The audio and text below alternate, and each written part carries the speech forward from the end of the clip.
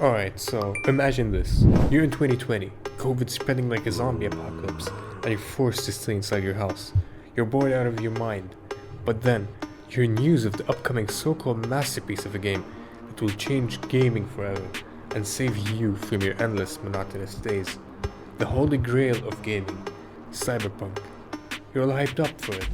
Then the day of the release drops, and you say this, and whatever this is.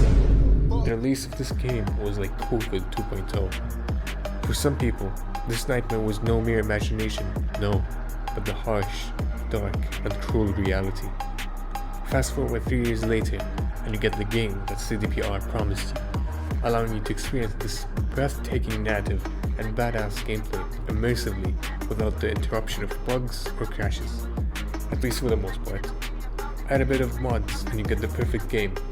Now, with Phantom Liberty being right behind the corner, I will be talking about this when it releases, so stay tuned for that. But I did talk about latest news in another video. Click the button above to check it out.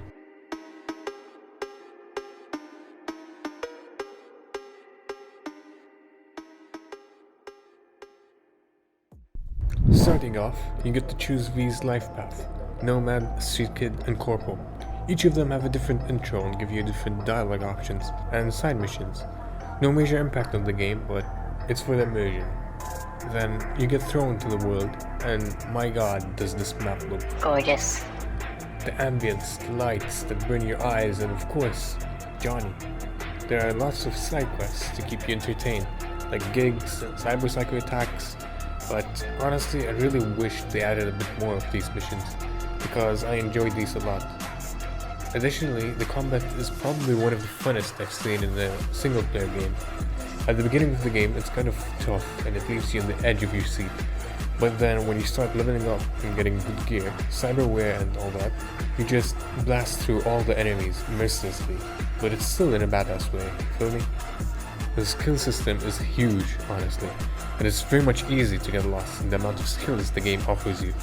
But one thing that I like about it is the fact that it allows for a lot of build diversity. For example, you can become a sword master with mass hacking skills, allowing you to take down a whole enemy base within a blink of an eye. Or you can go with a John Wick build, where you take down a whole enemy base within a few seconds using your pistol. It's all up to you really. At some point, V feels like the final boss of the game. Of course, there will be major balancing of the whole combat system and skills in the Phantom Liberty update, but we'll be talking about that in another video when the update drops, so stay tuned for that.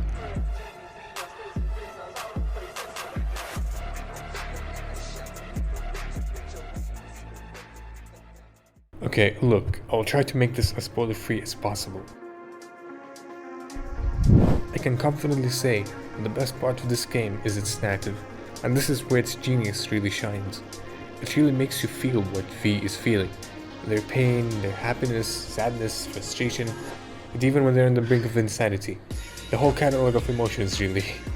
The story resonates within you. There was no main quest in this game where I felt the slightest bit bored, honestly. All of them felt unique and it didn't feel repetitive at all. In fact, I savored up the main quest like it's caviar. I just didn't want to finish the whole main quest like that. Didn't feel right. There are also side quests that you get as you progress through the main story.